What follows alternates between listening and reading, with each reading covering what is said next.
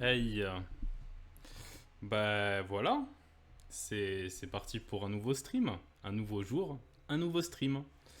Et si la dernière fois on s'est amusé à faire des choses, enfin si on s'est amusé, je sais pas, hein, à faire des choses un peu plus sérieuses, aujourd'hui ça va être fun. Bonjour, bonjour du coup. Je vois que Manifesi il est en mode lurk. Bah, bonjour à toi mec. Si, ah ça écrit Manifest Style, ça c'est beau quand c'est écrit ça. C'était Romain quand il avait vu ça, il a dit il faut absolument le renommer comme ça. Mais bon, après, Macool c'est pas mal aussi. Macool il y a marqué. Style et. Bref, on va pas trop s'éparpiller pour l'instant. Enfin, c'est pas le moment. Enfin, du moins, pas au début. Et on va commencer, tout simplement, gentiment, mais sûrement. Aujourd'hui, il n'y aura pas de gros récap. Parce que, en fait, bien que c'était très intéressant ce qu'on a étudié la dernière fois, à savoir l'anatomie des visages, j'ai pas eu le temps de retravailler ça de mon côté, comme j'avais fait pour les mains par exemple. Du coup, j'ai rien à vous montrer de particulier, hormis ce qu'on a fait la dernière fois, et j'ai pas plus de choses à dire que ça, en vrai. Je pense que les dernières VOD sur le crâne et le visage, c'est pas mal pour commencer à étudier cette zone-là, donc n'hésitez pas. Enfin bref, aujourd'hui, comme il est écrit comme d'habitude hein, dans le titre et tout ça, on va faire un petit peu le même exercice qu'on avait fait la dernière fois lors du stream Hollow Knight, c'est-à-dire étudier un univers graphique en particulier. Et aujourd'hui, ce n'est pas l'univers graphique d'un jeu vidéo, ni d'un manga comme on a pu voir avec Sankanojo, même si c'était plus l'animé que le manga. Euh, et en fait, aujourd'hui, on va se pencher sur un jeu de société que je connais depuis pas si longtemps que ça, qui s'appelle Root, en gros. Non, pas Root comme ça. R-O-O-T, mais tranquille, c'est les sous-titres, on connaît. Ils sont là, c'est le petit clown du stream, en gros. Pour du string. T'es sérieux, mec? Bon, je pense qu'on va arrêter de regarder les sous-titres, c'est à se rendre fou. La légende raconte que si tu regardes pendant 5 minutes d'un coup les sous-titres, tu perds la raison de manière indéfinie. Donc on va éviter de faire ça. Bref, ben, sans plus tarder, on va aller dans la scène de référence. Hop, et voilà.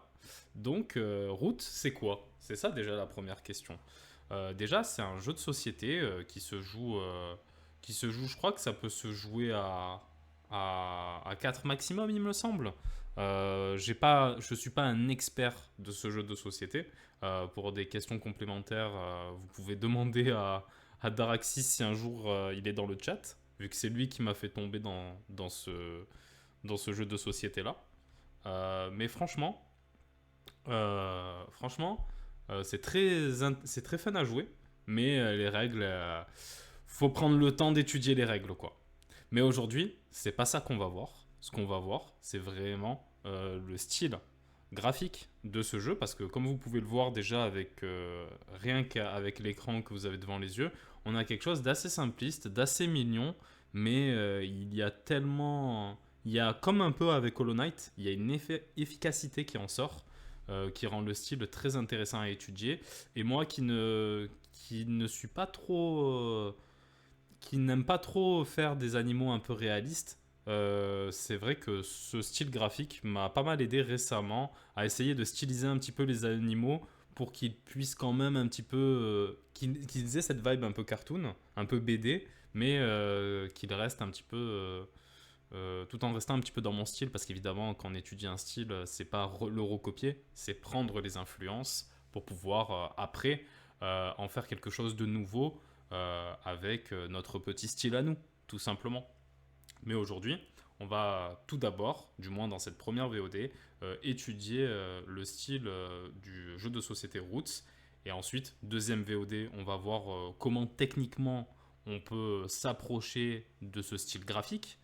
Et pour les 2 dernières heures, du coup les 2 dernières VOD sur ce thème-là, on essaiera de créer nos propres personnages. Je vais pas dire de nombre cette fois parce qu'à chaque fois je me fais avoir et à chaque fois bah, on est loin du compte. Donc on verra. On va essayer d'en faire le plus possible et même si on n'en fait que deux, c'est pas grave, c'est bien comme ça. Alors, premièrement, Root, c'est un jeu de société. Et l'illustrateur original, je l'ai mis sur la planche comme ça, à tout moment on peut le voir, c'est Kyle Ferrin.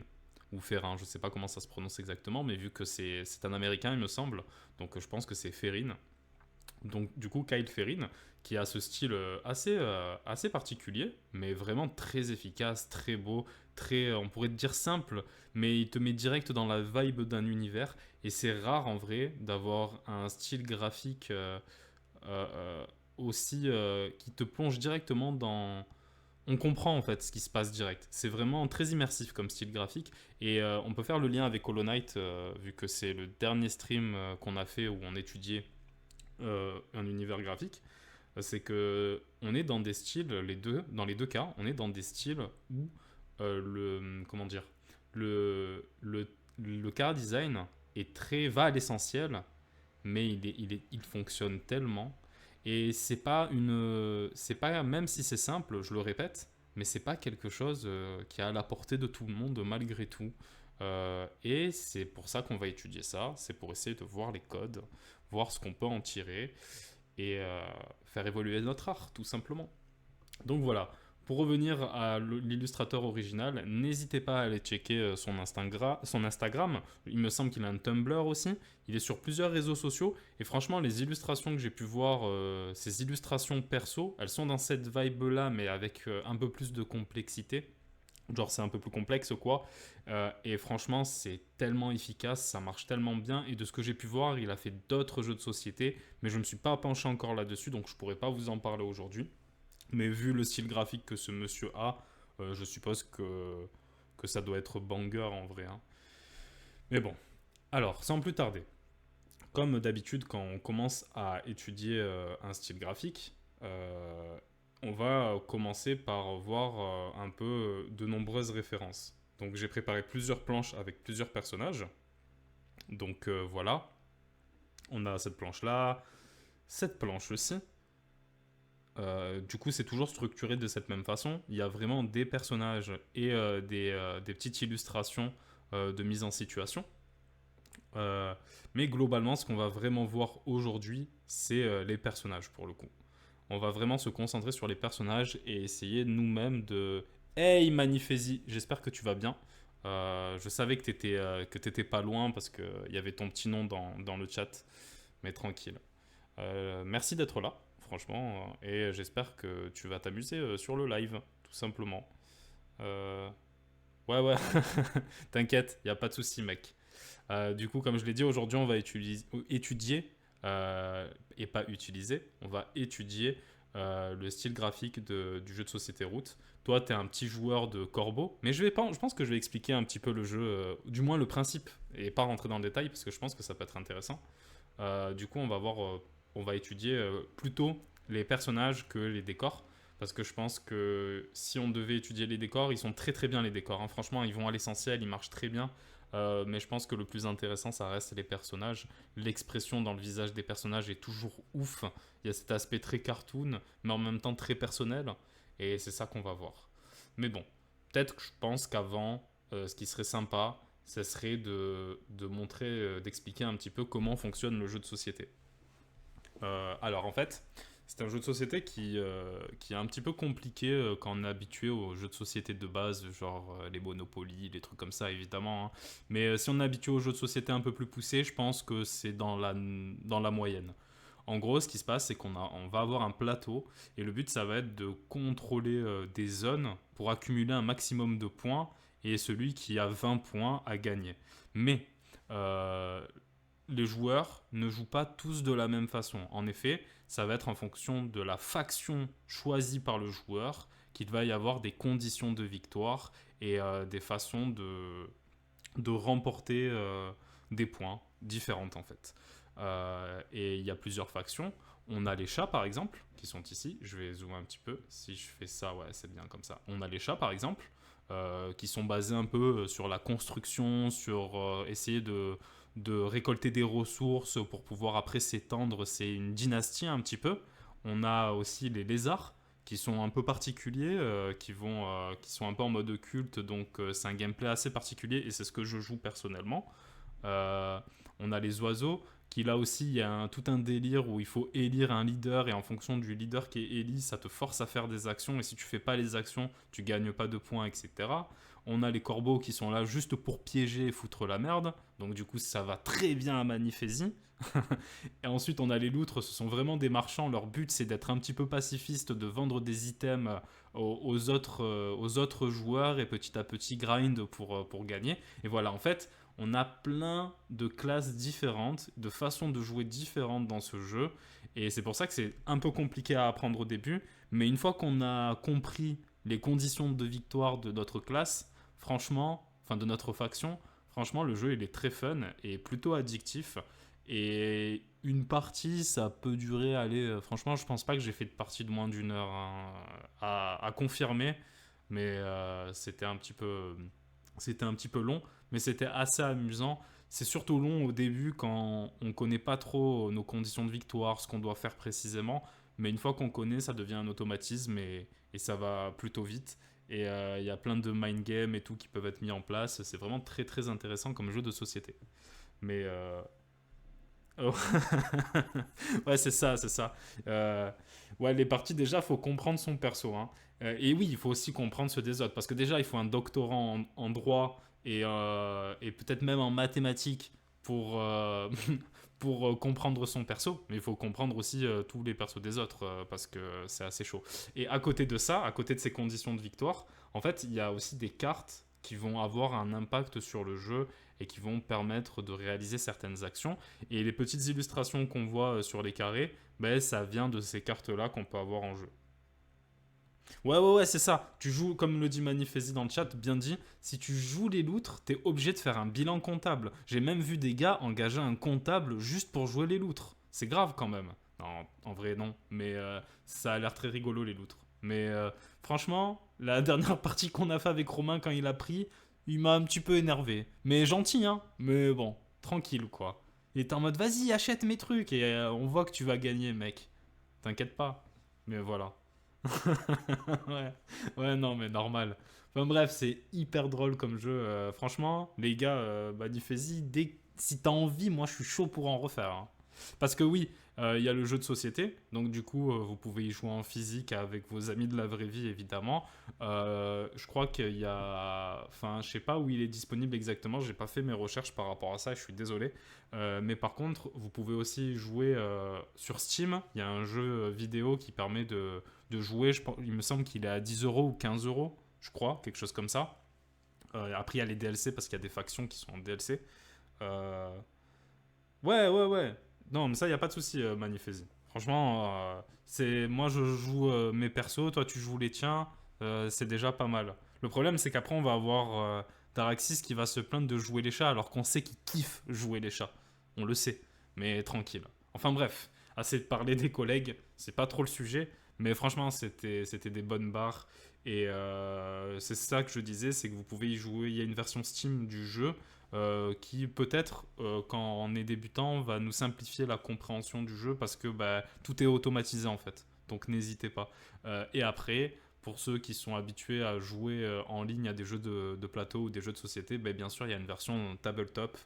Donc tabletop, c'est quoi? C'est un jeu qui permet sur Steam, qui permet de simuler plein de jeux de société. Donc c'est un très bon investissement en vrai si vous avez plein d'amis qui sont un petit peu loin.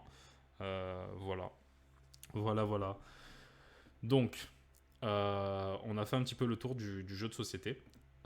Oula, c'est un peu trop éloigné. Du coup, on a fait un petit peu le tour. J'ai expliqué grossièrement, hein, parce que si on rentre dans les détails, on n'a pas fini. Je pense qu'il faudrait au moins 8 heures pour expliquer toutes les classes et être sûr que tout le monde comprenne. Et nous, on est là pour dessiner. D'ailleurs, Faizy, ou même n'importe qui pourrait tomber sur cette VOD, peut-être pas pour la première VOD, mais pour les autres VOD, n'hésitez pas à prendre un petit carnet à côté de vous et essayer de tester un petit peu à la manière dont je fais moi, c'est-à-dire faire des petites formes et tout pour comprendre comment ça fonctionne.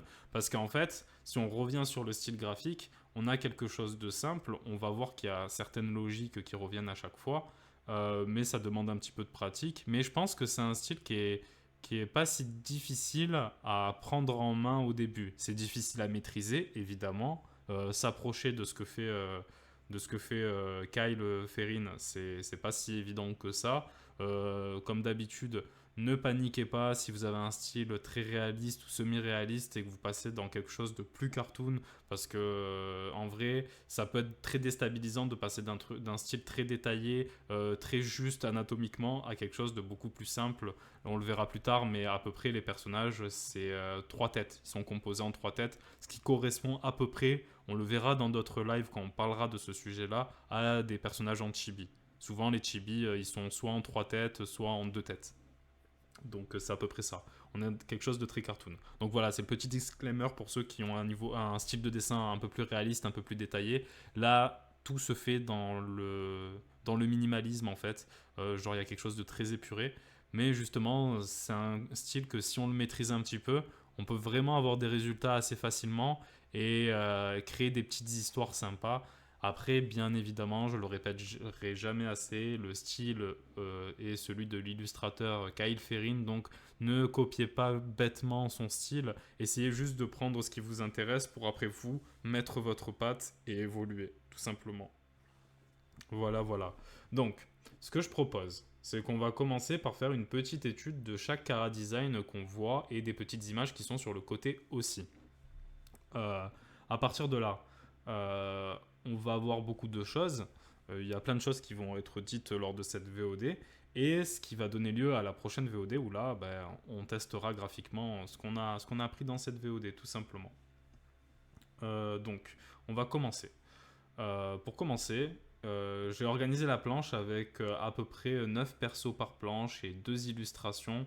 Les illustrations, il y a plus de choses à dire en vrai parce qu'il y a les décors, il y a le code couleur, enfin il y a l'ambiance couleur plus que le code couleur qui est très très intéressant et qui fait bien ressortir Euh, les personnages dans ces illustrations-là, on comprend vraiment très bien ce qui se passe alors qu'en vrai, en termes de couleur, on est souvent sur une bichromie ou sur une trichromie.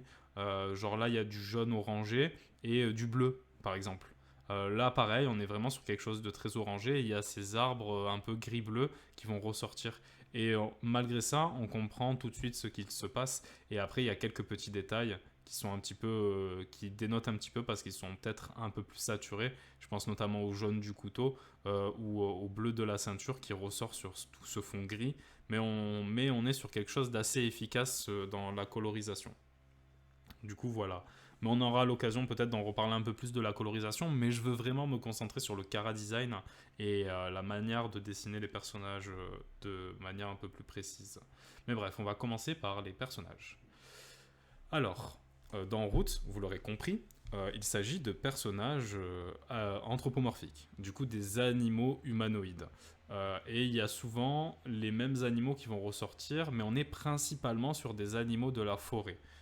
Du coup, des renards, des souris, des lapins, des corbeaux, ou peut-être des animaux domestiques avec les chats par exemple. Mais on est souvent dans des animaux qu'on peut retrouver aller en Europe par exemple, dans des endroits un petit peu plus européens, peut-être même Amérique du Nord, parce que je sais qu'il y a comment ça s'appelle, des ratons laveurs par exemple, ça on ne le retrouve pas trop en Europe.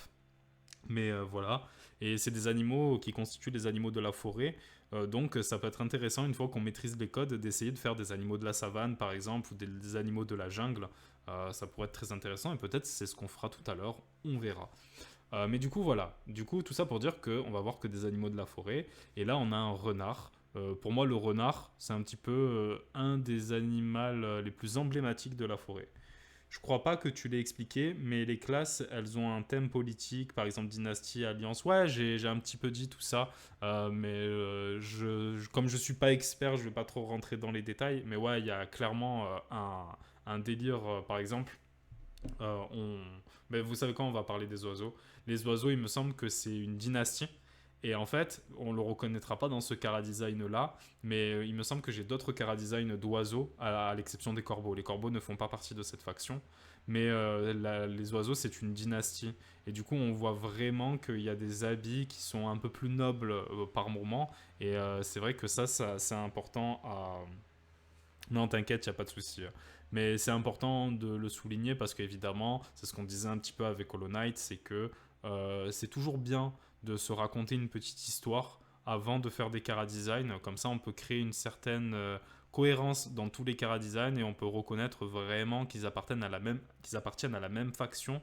Et vraiment, pour le coup, c'est très important dans un jeu de société où tes personnages doivent être vraiment reconnaissables par rapport aux personnages des autres joueurs. Et c'est pour ça que chaque faction a un animal différent, même s'il y a une faction de la forêt où il y a des souris, des renards et des lapins.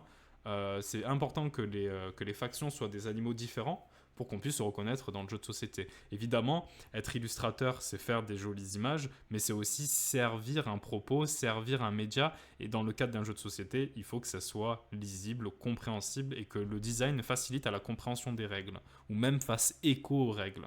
Donc c'est très important tout ça. Bref, on revient sur notre petit renard.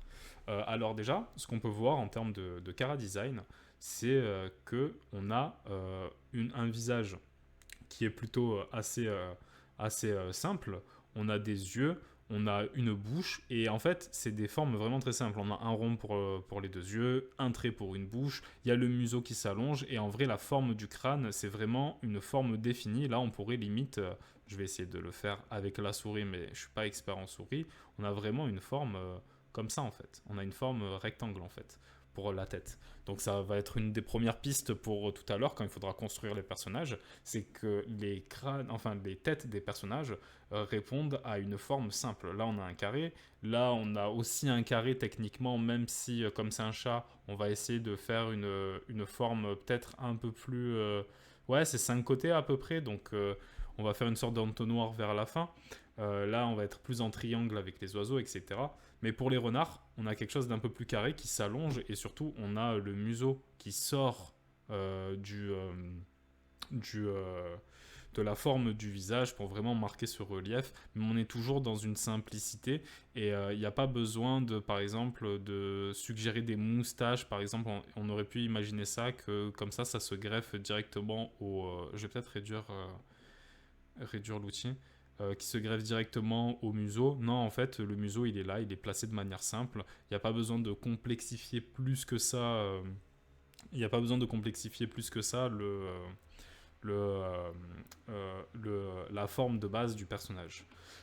Du coup, ce qu'on peut voir aussi sur ce renard, hormis le visage qui est assez simple et qui est efficace, c'est vraiment les vêtements et tous les accessoires. En fait, si on regarde bien cette image, hormis la tête qui fait un petit peu relief, où on voit un petit peu un relief avec ce museau parce que il y a le nez enfin il y a l'œil qui est derrière le museau et du coup c'est ça qui donne du relief.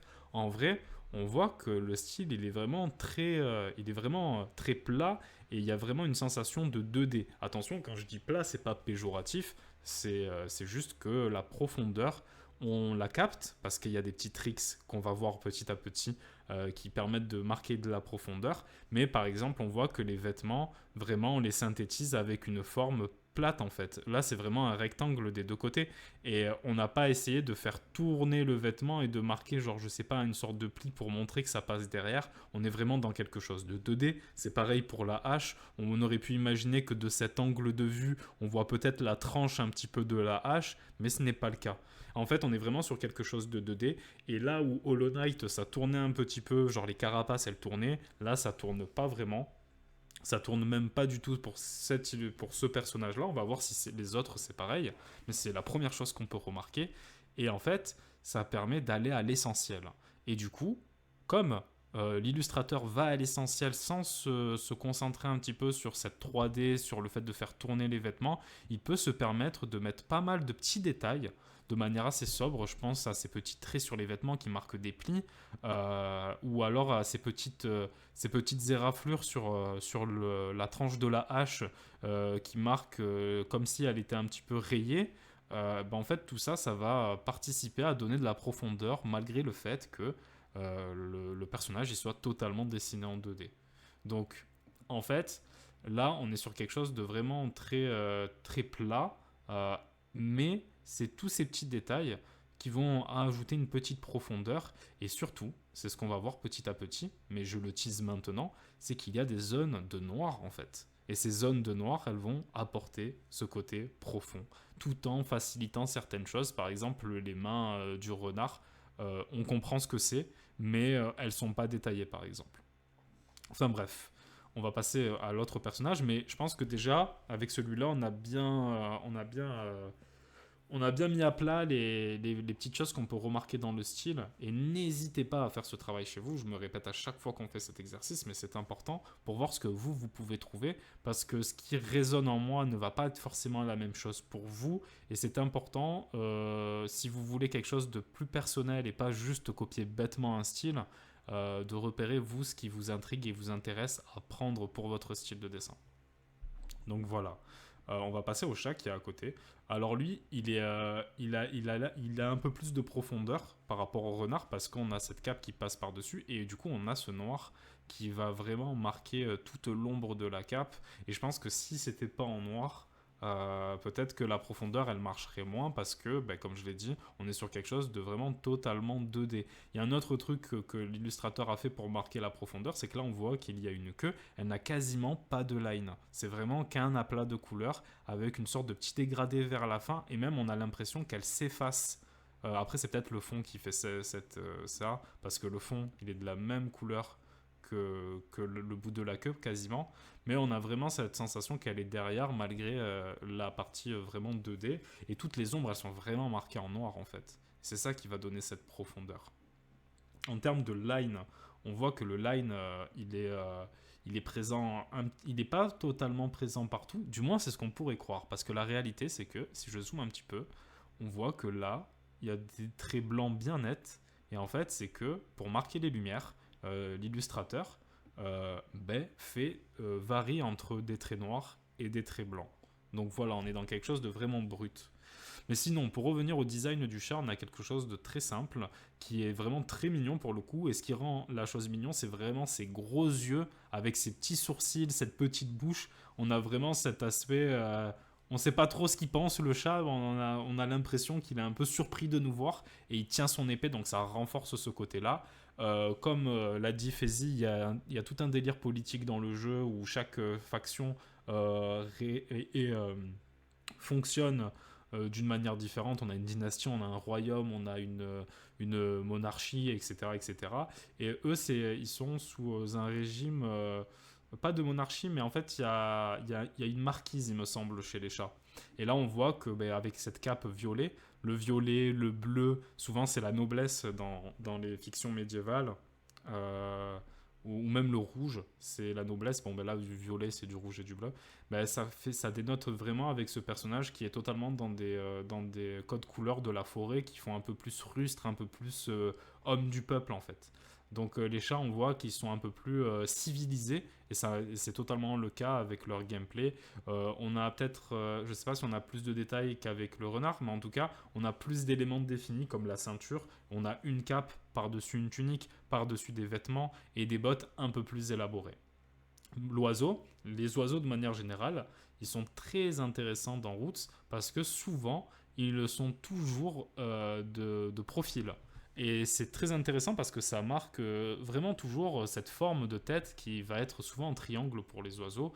Il faut bien faire attention à la différence des chats et des renards, par exemple, qui sont vraiment très humanoïdes, et du coup, ils ont quatre doigts la plupart du temps, qui vont emprunter beaucoup de choses à l'être humain en termes de construction de corps. On reste dans quelque chose de cartoon, donc on n'est pas dans des proportions exactes en termes d'anatomie, mais les oiseaux c'est un peu différent, parce que on peut pas, si on devait le faire vraiment en humain, on perdrait le côté aile par exemple, et là on le voit pas trop parce qu'il tient un baluchon, mais si je me mets ici, on voit que par exemple l'aile ou les pattes, ben, c'est une logique totalement différente. Là les mains, pour montrer que c'est des ailes, on va vraiment faire tout d'un bloc, là où les mains des lapins et des souris, des renards et tout ça, elles ressemblent un peu plus à nos mains humaines, à l'exception qu'elles n'ont que quatre doigts. Donc voilà, il y a toute cette logique par rapport aux pattes qui sont celles d'un oiseau. Il y a cette queue aussi qui suit une logique différente. Donc les oiseaux, ils sont vraiment très différents, ils dénotent pas mal, mais ils restent dans le style. Donc la cohérence de style, déjà, on peut le voir avec ces trois personnages, elle est totalement là. Maintenant, si on regarde un peu plus dans la globalité, parce qu'on a quand même fait le tour de pas mal d'éléments, de pas mal d'éléments avec ces trois personnages, mais on va essayer de tous les voir, enfin de tous. On va vraiment essayer, parce que c'est pas sûr. Mais ce qui est sûr, c'est que maintenant, ce qu'on va voir, hormis les lézards qui sont un peu spéciaux, parce qu'ils ont un petit peu la même logique que les oiseaux quelque part. Ils sont un petit peu différents par rapport aux autres personnages. Donc, c'est un petit peu cette même logique-là. On va les mettre de profil parce que c'est plus facile. Ils sont pas tout le temps de profil, hein, que ce soit les oiseaux ou les lézards. Dans certaines cartes, on les voit sous des angles différents, mais c'est un peu plus rare. Euh, En fait, c'est vraiment pour marquer le bec. Et là, du coup, c'est pas un museau, mais pour marquer vraiment la longueur de la mâchoire du lézard, en fait. Voilà. Ce qui est intéressant, en fait, avec tous les chara-design qu'on voit, c'est vraiment les habits des personnages. Les habits des personnages, ils sont très simples parce que, comme on l'a dit, ça fait vraiment 2D. Genre, il n'y a pas grand chose qui tourne. Là, par exemple, le petit foulard de la loutre tourne un petit peu, parce qu'on le voit avec cette petite partie qui suggère que ça tourne autour du cou. Mais globalement, les vêtements, c'est vraiment des rectangles, des formes vraiment qui sont tombantes. Donc c'est vraiment assez simple à ce niveau-là. Mais c'est vraiment dans le fait de marquer les ombres par du noir pur, de mettre du line un peu blanc pour vraiment marquer cette profondeur. Et je pense que c'est la clé pour réussir à s'approcher de ce style tout en ayant un résultat intéressant. Je pense que c'est l'une des clés. Mais si on regarde les vêtements, c'est un truc qu'on n'a pas trop vu encore sur cette chaîne. Mais là, les vêtements, ils ont une logique qui est toujours un petit peu similaire. On a des sortes de capes, de tuniques qui vont être tombantes et qui vont cacher une partie du corps et surtout qui vont cacher la différence entre le torse et le bassin. Et ça, c'est quelque chose qu'il faut retenir. Parce que du coup, ça fait que quand on va vouloir créer nos propres personnages, ben, on aura peut-être un petit peu moins de références pour voir un petit peu comment fonctionne le bassin des personnages. Là, par exemple, il y a la fin de la tunique qui cache totalement le bassin, donc on voit que les jambes qui sont là. Mais je pense qu'on peut avoir une petite idée de comment ça fonctionne. Mais du coup, en fait, ça va souvent des vêtements qui vont cacher le corps en entier. Là, c'est moins le cas. Mais on a une pause où on comprend pas vraiment ce qui se passe de l'autre côté, ou même dans l'entrejambe, on comprend pas trop ce qui se passe. Donc lui, c'est un castor. Et lui, ben, comme c'est un ouvrier, il a beaucoup d'accessoires. Et en fait, c'est ça, c'est que comme les vêtements sont des formes très simples, comme le visage, les éléments qui composent le visage, les yeux, la bouche, les dents, tout ça, restent aussi dans des formes simples, on va pouvoir apporter un petit peu de complexité avec les accessoires, avec les armes, tout en restant dans quelque chose en 2D. Et c'est ça qui va enrichir les personnages et leur donner encore plus de caractère en final. Donc voilà.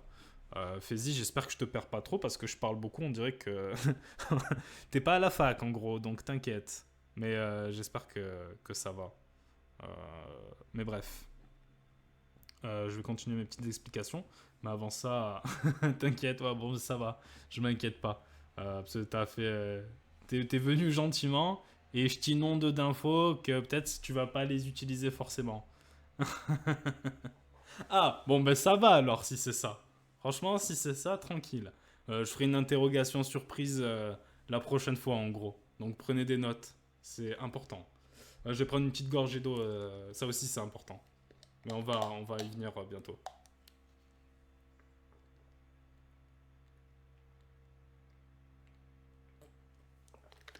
J'aurais dû me mute, mais tranquille. Bref, en fait, c'est beaucoup de. J'explique beaucoup de choses. Toute la salle et ses 400 étudiants boivent de l'eau. Ah, ça me fait plaisir. Non, mais en vrai, j'explique beaucoup de choses. Mais c'est quelque chose que j'ai repéré quand je voyais d'autres illustrateurs travailler ou étudier des références. Et c'est pas instinctif chez la plupart des gens de théoriser un petit peu les références qu'on voit. Il y a certaines personnes qui vont juste essayer de voir comment c'est fait, en essayant de voir les outils utilisés, essayant de voir un petit peu la manière dont c'est colorisé. Mais il n'y a pas grand monde qui va vraiment se poser des questions et se mettre à la place de l'artiste original pour essayer d'en découler de toutes les techniques, de toutes les petites choses. Et je pense que c'est un process qui est très important quand on étudie. Et c'est pour ça que bah, je balance beaucoup d'infos parce que, au-delà du fait que c'est pas mon style, que c'est pas moi qui suis à l'origine de ce style-là, Hello, hello, trop intéressant ton concept de stream. Ah ben merci Camille Gator. J'espère que t'apprécies et installe-toi, le stream ne fait que commencer. Mais merci d'être sorti du lurk pour me dire ça, c'est très gentil. Mais voilà, tout ça pour dire que souvent, quand on étudie un style graphique qui n'est pas le nôtre, qu'on étudie des références, on va juste se focaliser sur comment c'est fait, mais on va pas trop se mettre à la place de l'illustrateur ou de l'illustratrice en question. Et c'est important. Merci pour le follow du coup. Mais du coup, c'est intéressant aussi de se poser ces questions-là parce que ça nous permet de comprendre certaines choses et surtout, ça nous permet de voir l'art sous un prisme différent, sous un prisme qui n'est pas le nôtre. Et ça, c'est tellement enrichissant en fait. Donc voilà, on va continuer. Mais en vrai, j'ai l'impression d'avoir fait un petit peu le tour déjà. Mais vous inquiétez pas, on a vu que le tiers des personnages que j'ai préparés, donc je pense que je pourrais trouver d'autres choses à dire. Mais voilà, du coup ce qu'il faut retenir pour l'instant c'est qu'on a des formes simples pour les visages, on a très peu de 3D, les vêtements tournent très peu, mais par contre là où on va avoir du détail, c'est d'une part dans les accessoires, on peut le voir avec ce sac à dos, on peut le voir avec la ceinture, le panier, l'épée qui est un peu plus détaillée, même les plis qu'il y a sur les vêtements, les petites hachures, c'est ça qui va vraiment apporter un peu de complexité et du coup du caractère au personnage, et ça c'est assez intéressant. Donc voilà pour ces premiers personnages. On va vite fait montrer les deux images qui sont ici. Mais j'ai quelque chose à vous dire sur ces images-là, parce que c'est aussi quelque chose qui est très central dans le style de route. Et vraiment,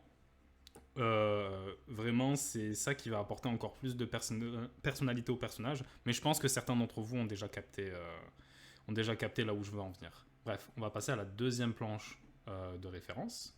Donc, hop, ici. Là, on a des... peut-être sur ces images, c'est un petit peu moins le cas. Mais en gros, on peut le voir sur la plupart des personnages, c'est qu'on a une expression faciale qui est vraiment très prononcée et très cartoon, mais sans rentrer dans des choses extrêmement complexes, comme on pourrait le voir par exemple sur un style à la Cuphead, où les expressions faciales, elles vont se déformer pour rajouter plein de dents par exemple et donner une sensation un petit peu étrange, un petit peu de je joue avec plusieurs influences. Là, on reste dans quelque chose de simple.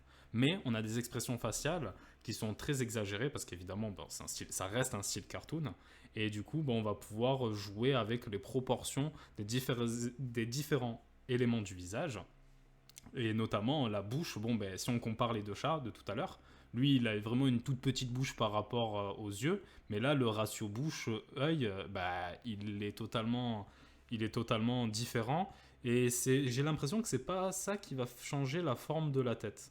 Donc du coup, ça voudrait dire que l'illustrateur, il construit d'abord la tête du personnage avant de construire ce qu'il y a à l'intérieur. Chose que quand on est débutant, souvent on a tendance à d'abord dessiner les yeux, d'abord dessiner la bouche et après l'entourer d'un cercle. Mais si vous avez vu la VOD la VOD ou si vous étiez présent en stream quand on étudiait les visages et les crânes, on a vu que c'était pas forcément la meilleure chose à faire. À côté de ce chat, on a ce personnage, cet oiseau qui a une tête, enfin qui a un casque sur sa tête. Et cette référence, peut-être ce personnage, c'est un qui m'a le plus... quand j'ai commencé à étudier ce style graphique, c'est un des personnages qui m'a dit « Ok, on peut faire beaucoup de choses avec ce style graphique. » Et genre là, le casque, il a l'air d'être un peu plus en 3D, de tourner un peu plus par cette petite courbe. On est moins sur quelque chose de droit. Mais genre, en fait, ce personnage, pour moi, il m'indique que malgré cette simplicité, malgré le fait que pour l'instant on voit que des chats, bon là c'est un loup mais c'est un peu la même morphologie que le renard, que des chats, des renards, des lapins, en fait on peut se permettre de faire plein de choses différentes. Et du coup, quand on aime un peu la narration, quand on aime un peu créer des histoires, mais qu'on a peut-être du mal en dessin et qu'on aimerait vraiment apprendre le dessin pour pouvoir mettre en scène nos histoires à travers une BD, à travers des illustrations, en fait, partir du style de route comme point de départ pour apprendre le dessin, ça peut être vraiment très très intéressant. Et ce personnage nous montre qu'on peut apprendre vraiment plein de choses en fait. Donc n'hésitez pas à l'étudier de votre côté aussi, Mais bon, on va continuer à analyser et après, on verra en détail et on verra techniquement comment on peut dessiner des personnages de route. Et je vous le dis maintenant, je ne vous ai pas encore montré ma tablette, mais comme j'ai pu étudier ce style il y a quelques mois, j'ai fait plein de petits tests. Du coup, je pense qu'il y a certains tests qui peuvent être assez intéressants. Mais bon, on va voir ça dans la prochaine VOD.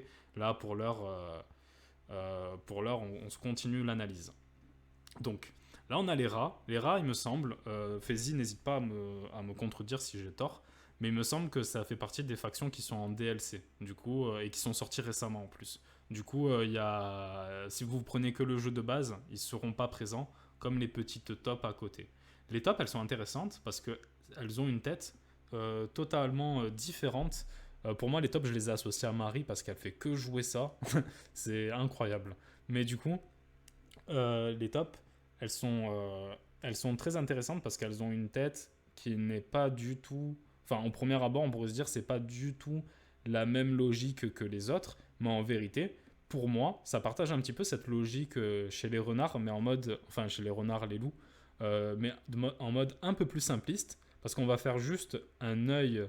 Là, c'est les yeux fermés, là, c'est les lunettes. Une top, c'est aveugle, donc forcément. Mais en fait, on a cette même logique de mettre le museau par-dessus la forme globale du visage. Donc je suppose qu'on va d'abord dessiner la forme du visage, que ce soit une sorte de cercle pour les tops ou un rectangle, voire un triangle pour les renards, chats, etc. Et après on va mettre le museau. Même si pour les chats il n'y a pas de museau pour le coup, du moins dans cet angle-là. Les tops aussi, du coup, elles ont un peu la même logique que les oiseaux, où on n'a pas des mains qui font très humanoïdes, mais plutôt en mode griffe, en mode comme les oiseaux, où c'est vraiment des carrés, des rectangles plutôt, pour marquer en fait ces grosses griffes. Donc en fait, partant de ce postulat-là, on peut voir que, en fait, malgré qu'il y ait un style commun, les différents animaux ne sont pas pensés de la même façon. Genre, ça veut dire que l'illustrateur ne fait pas une base commune quand il dessine. Il va pas partir sur les mêmes formes pour dessiner les différents animaux. Il va plutôt se dire, ok, je fais une souris, donc la morphologie de la souris, elle sera comme ça. Ça peut paraître évident, mais il y a beaucoup de styles, surtout par exemple les styles un peu plus manga, ou par exemple si on doit dessiner des chibis, même si on leur donne des coupes de cheveux différentes, des accessoires différents, on va toujours partir sur la même base. Pareil pour les personnages qui sont plus semi-réalistes dans n'importe quel autre manga par exemple. On va partir sur une même base et après on va rajouter tous les éléments qui vont leur donner du caractère. Là je pense pas que ce soit le cas parce qu'il y a tellement de différences de morphologie entre les animaux. En fait, l'illustrateur est obligé de se dire ok, je vais d'abord faire cet animal, du coup on va lui donner cette structure là. Après bien sûr il y a des canons pour chaque personnage. Par exemple s'il doit dessiner un personnage un peu canin, il va partir sur cette forme là. Mais même le loup finalement, bon après la pose est différente vous me direz aussi, hein. Mais il est quand même moins carré que le renard par exemple. Donc faut voir. Mais je pense que ça doit fonctionner comme ça en tout cas. Donc euh, si on continue dans cette lancée, pour essayer de voir un petit peu tout, tout. Là, on a une scène un peu plus de combat avec un personnage qui a un masque. Je suppose que ça doit peut-être être une souris, mais je suppose que si on devait faire une souris, il aurait peut-être fait dépasser les oreilles. Donc, je sais pas trop quel animal c'est. Ou peut-être un écureuil, mais là aussi, peut-être tu aurais la queue. On rappelle, c'est des animaux de la forêt. Et un aigle qui se bat, donc toujours, comme on l'a dit tout à l'heure.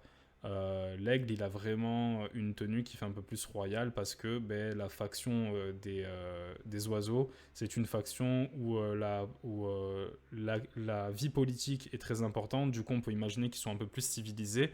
Et du coup, ils ont l'air un peu plus riches comment dire, un peu plus riche dans les détails des vêtements, dans le chara-design. En fait, ils ont un chara-design beaucoup plus riche que des personnages comme les personnages qui sont un petit peu plus en mode dans la forêt, où là, c'est juste une cape. Et même ce loup qui est en mode rôdeur, qui a plus de détails et tout, on a moins ce côté noble, en fait. Là où là, il y a on a vraiment l'oiseau qui est comme emballé dans du tissu. Donc ça aussi, c'est quelque chose qu'il faut retenir, c'est que en fonction de la faction que vous allez dessiner, et ça c'est votre choix, hein, parce que là on essaye de se coller au style de route, mais quand il faudra vous-même dessiner des, comment dire, vos propres personnages auront forcément la logique que vous leur aurez attribuée. Donc, vous pourrez faire des oiseaux en mode au pif aussi, hein, en mode avec des haillons comme vêtements. Il n'y a pas de souci. Hein. Mais justement, en voyant comment fonctionnent les vêtements, on va pouvoir jouer sur plein de façons. Et là, on est dans quelque chose de médiéval. Mais pourquoi pas essayer de faire des personnages avec des vêtements qui paraissent un peu plus actuels ou même peut-être totalement futuristes, cyberpunk en fait. Là, on voit quelque chose qui est ancré dans un univers médiéval, mais c'est pas parce que par le style, l'illustrateur nous montre un univers comme ça qu'on ne peut pas détourner les codes de ce style pour l'utiliser dans un autre univers, et c'est ça qu'il faut retenir. Et pensez à ça quand vous étudiez des références. Par exemple, admettons, j'étudie les mechas d'Evangelion, par exemple. Bon, on pourrait se dire oui, mais ça va juste me servir à faire des mechas, parce que les mechas d'Evangelion, c'est des gros robots. En fait, non. Peut-être que en comprenant comment fonctionnent les mechas dans Evangelion, je vais pouvoir retranscrire dans un univers d'Heroic Fantasy, par exemple, je vais pouvoir faire des golems qui s'approchent un petit peu, qui ont cette vibe un petit peu d'Evangelion, mais qui seront pas du tout robotiques. Et il faut penser comme ça aussi quand on étudie des références, de se dire ouais, là ça marche comme ça, mais retranscrit dans un autre univers, qu'est-ce que je peux en tirer? Parce que le but, c'est pas de recopier, comme je le dis tout le temps, c'est vraiment de prendre des détails, de prendre des façons de faire qui vont pouvoir nous enrichir. Voilà, on va passer. Est-ce qu'il y a des choses à dire? Celle-là d'illustration, elle est un peu plus complexe. Je ne sais pas si c'est une carte du jeu. J'ai l'impression que c'est plus une illustration de l'illustrateur. Et que ça s'est retrouvé dans mes références. J'ai cette impression-là, mais je suis pas sûr. En tout cas, c'est très intéressant. J'aime beaucoup la vibe de cette illustration-là. D'ailleurs, c'est pour ça qu'elle est là. Hein. Genre, on a vraiment une sorte d'oiseau magicien avec cette petite boule en haut. On ne sait pas si c'est sa boule de cristal qui va permettre de lui lancer des sorts ou si c'est une boule de feu. Mais genre, voilà, là, on a quand même quelque chose d'assez dynamique. Et avec ce jeu d'ombre qui sont totalement noirs, clairement, on a cet aspect menaçant. Pourtant, on est toujours dans cette logique de quasiment bichromie, là plus trichromie, parce qu'on a quelque chose de gris, de rouge et de bleu. Donc voilà. Et là, c'est moins dynamique parce que c'est full en 2D, mais on a quand même le personnage qui fait quelque chose dans l'action. Et là, ce que je trouve très intéressant, c'est qu'au lieu de se casser la tête à dessiner tout ce qu'il y a dans le four, et du coup potentiellement rajouter du détail et alourdir l'illustration, et du coup être en incohérence avec le style global qui est assez épuré, l'illustrateur a choisi de faire vraiment un four qui est jaune, on comprend que c'est chaud, on comprend que c'est brûlant, et de petit à petit effacer l'outil qui se plonge dans le feu. Et ça marche totalement parce que du coup, on va vraiment se focaliser sur, en termes de composition, on va vraiment se focaliser sur le four. Et du coup, on comprend l'image sans forcément se perdre. C'est vraiment cette simplicité qu'on veut capter. Et c'est très important d'étudier des styles plus simples, parce que surtout quand on débute, quand on vient de cours d'anatomie, quand on vient de dessin d'observation, où souvent on va essayer de rajouter du détail pour apporter du réalisme, en fait, dans une illustration, on n'a pas forcément besoin de tous ces détails. Loin de là. L'important, c'est d'être compris. Donc, peu importe que vous ayez un style simple ou un style plus détaillé, il faut toujours essayer de ne pas virer vers le too much et d'aller à l'essentiel. C'est pour ça que, de temps en temps, étudier des styles plus simples, c'est ultra important et ultra enrichissant. Bref, on va passer à la dernière planche de référence. Du coup, on va passer comme ça. Et ensuite, je pense que pour la VOD, on pourra terminer. Et bien sûr, pour le live, ça continue, hein, évidemment. Hein. C'est juste pour les VOD YouTube, ça. Bref, la dernière planche. Alors là, il y a un peu moins de personnages, mais il y a beaucoup de personnages qui sont un petit peu en duo. J'aime énormément ces chats avec le regard un petit peu malicieux, là. On dirait qu'ils préparent un mauvais coup. Et vraiment, là, par exemple, je vous parlais des expressions faciales, mais là, si on regarde bien, les expressions faciales, elles sont pas exagérées. Elles sont même très simples. C'est juste la forme des yeux qui est un peu plus ovale que rond par rapport aux autres chats. qui donne cet aspect malicieux, ce regard en coin, cette pose qui est plus recentrée autour de cette lampe qu'ils tiennent. Genre lui, il n'a pas les bras qui partent loin ou qui sont ballants, ils sont vraiment en mode on est en train de préparer un plan. Et ça, c'est vraiment important. Enfin, c'est vraiment très intéressant et c'est ça qui fait que ça marche bien, c'est que, comme d'hab, je me répète, mais franchement, c'est tout l'essence de ce style, c'est qu'on va aller à l'essentiel, on va allier simplicité et efficacité. Et c'est ça qui rend le style... c'est ça qui fait que le style, malgré le fait qu'au premier abord, on pourrait se dire « Ah bon, ben ça va, c'est rien, c'est assez plat et tout », en fait, non, pas du tout. C'est vraiment, il y a une maîtrise et ça rend la chose tout de suite attrayante parce qu'il y a cette maîtrise. Et je vous le dis, si vous essayez de reproduire ce style, vous allez peut-être avoir des résultats assez vite, surtout si vous avez un bon niveau de dessin. Mais c'est pas comme ça que. C'est pas d'un coup qu'on va réussir à faire une illustration attrayante avec un style aussi simple, surtout quand on est habitué à faire des choses beaucoup plus complexes. Donc ces chats, franchement, je les surkiffe. Ça marche trop bien. Il y a des petits éléments qui ressortent, mais même là, vous voyez, genre, il n'y a pas d'ombre en dessous de cette petite croix. Je sais même pas ce que c'est, si c'est une sorte de pendentif ou si c'est la fermeture de la cape. J'ai l'impression que c'est une médaille qui est collée à la cape. Je pense que c'est plus ça. Mais il n'y a pas besoin de mettre du noir ou quoi. Ça reste en 2D, ça reste plat, mais on comprend ce que c'est. Et franchement, quelque part, il y a un lâcher-prise, en fait. Et c'est ça que moi, je trouve ouf, parce que à force d'apprendre le dessin de manière un peu plus conventionnelle, on oublie que le lâcher-prise, c'est ultra important. Et c'est quelque chose qu'on va essayer de travailler au cours des prochains streams. Les petits chats me font un peu penser à Donjon et Chaton avec leurs petites expressions malicieuses là. Ah, je connais pas Donjon et Chaton. Désolé, je vais aller checker cette référence maintenant parce que ça a l'air incroyable dit comme ça. Je check. Mais ouais. Ah, waouh, c'est trop beau. Ok, ça donne envie. Ça donne envie d'être. Ouais, ça donne envie de. Je sais pas si. Ouais, bon, ok.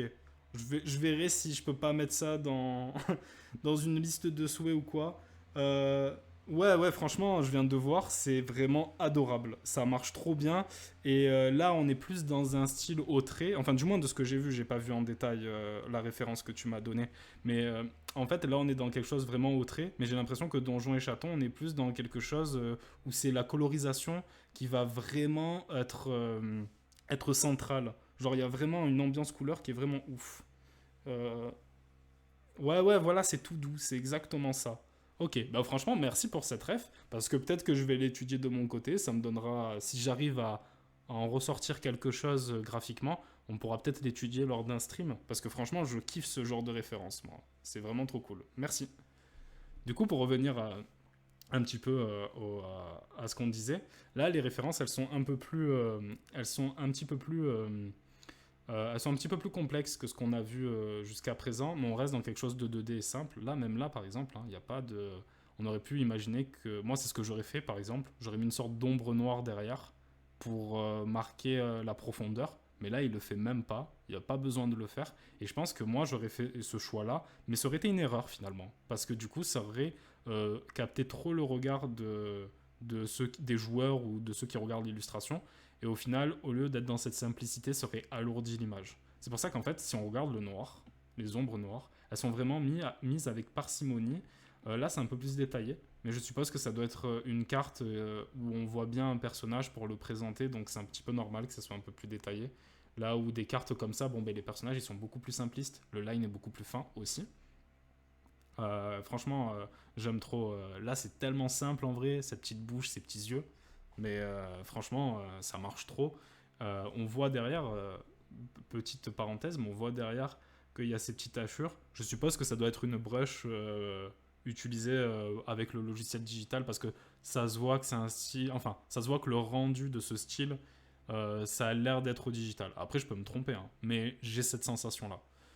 Mais du coup, franchement, les décors, on s'est pas trop attardé dessus, mais ils sont assez simples. On a une sorte de dégradé de couleurs. Et après, l'illustrateur va placer des éléments de manière Pas forcément dans la perspective, parce que là, par exemple, on peut voir ces rondins de bois. Alors, est-ce que c'est des rondins de bois ou une barrière? Il n'y a pas assez d'éléments pour s'en rendre compte. Mais si c'est des rondins de bois, ils sont pas du tout dans la perspective. Et pourtant, ça marche quand même. Parce qu'en fait, ils suggèrent juste l'endroit où se trouvent les personnages. Et notre cerveau et notre imagination fait le reste du travail. Donc franchement, ça marche super bien. Ça, je pense pas que ça vienne du jeu. J'ai l'impression que c'est plus un fan art parce qu'il y a des petites différences dans le style qu'on retrouve pas ailleurs. Mais dans tous les cas, je la trouvais trop mignonne cette illustration, donc je l'ai prise. Mais à voir, hein, à voir. Genre, on a vraiment ce petit regard et surtout des araignées, on n'en a pas vu, on n'a pas vu d'insectes. Donc voilà. Et c'est peut-être l'occasion de combiner ce qu'on a appris avec le style de Hollow Knight et le style de Root pour essayer peut-être de faire des insectes dans le style de Root ou peut-être même des animaux dans le style de Hollow Knight. Pourquoi pas? Mais bon, c'est pas ce qu'on va faire aujourd'hui.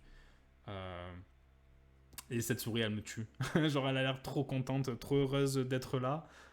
On dirait qu'elle a fait je sais pas, mais on pourrait raconter plein de petites histoires. J'aime bien les effets qui sont derrière sur les. Sur comment ça s'appelle les feuilles. Là aussi, techniquement, si on devait chipoter par exemple, on pourrait se dire ouais, mais c'est pas normal, les arbres ils sont tout en haut, les feuilles elles devraient être en haut aussi, mais on s'en fout parce qu'en fait, on nous suggère juste qu'on est dans un décor de forêt, parce que les feuilles sont basses, donc on comprend que la forêt elle est très dense, et il n'y a pas besoin d'être juste en fait, il y a juste besoin qu'on comprenne. Et c'est cette simplicité. Et là, on a une image toute mignonne avec des petits lapins qui mangent des gâteaux. Et comme tout animal dans le style de Route qui a des chapeaux ou des capuches, comme on peut le voir là, les oreilles sortent.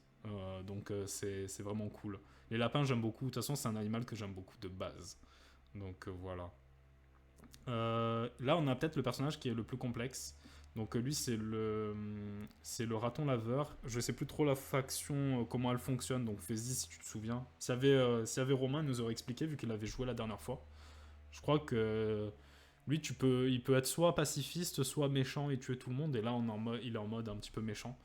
Il y a beaucoup de détails. Genre, il y a des plaques qui font un petit peu samouraï. Mais de toute façon, ça a l'air d'être des katanas hein, de toute façon. Donc voilà, donc il est totalement en mode samouraï avec ses yeux qui sont terrifiants et qui là n'ont pas de line pour vraiment marquer cette différence.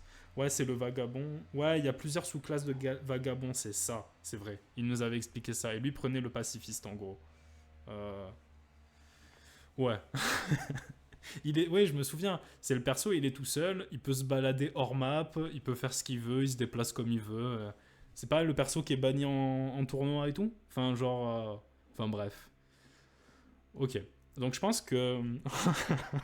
Oui, voilà. Lui il joue à Zelda pendant que toi, tu joues à Monopoly, tu vois. C'est un peu ça. Enfin, au Monopoly. Du coup, voilà. On a un petit peu vu on a fait un petit peu le tour du style de route.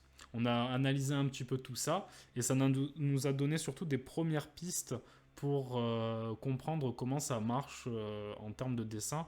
Et ça, c'est ce qu'on va voir dans la prochaine VOD. Donc, on va faire pas mal de petits tests. Bien sûr, je vais faire en sorte que ça soit à la portée de tout le monde, même quand on n'est pas très très bon en dessin. Enfin, très très bon, ça veut rien dire être bon ou mauvais. Je pense que c'est plutôt être débutant ou expérimenté plutôt. On va voir ce que ça donne. Et je vais essayer de donner des petites clés que moi j'ai comprises qui vont nous permettre après, pour les 2 dernières heures du stream, d'essayer d'inventer plusieurs personnages. Et n'hésitez pas, pour ceux qui sont dans le chat, de pourquoi pas, quand on y sera évidemment, de donner des petites thématiques où on essaiera de faire. Et n'hésitez pas aussi à dessiner de votre côté, que ce soit ceux qui regardent la VOD ou ceux qui sont sur le live. N'hésitez pas, franchement, c'est super cool comme style. Et je pense qu'il est... le maîtriser, c'est compliqué. Mais je pense que pour débuter, c'est un peu à la portée de tout le monde. Donc voilà, et je le rappelle, l'illustrateur original qui est ici, qui est Kyle Ferrin. Donc n'hésitez pas à aller checker son travail sur les différents réseaux sociaux, parce qu'il fait pas mal d'illustrations qui sont vraiment très très sympas. Voilà, voilà. Ben, merci d'avoir regardé cette VOD et à la prochaine.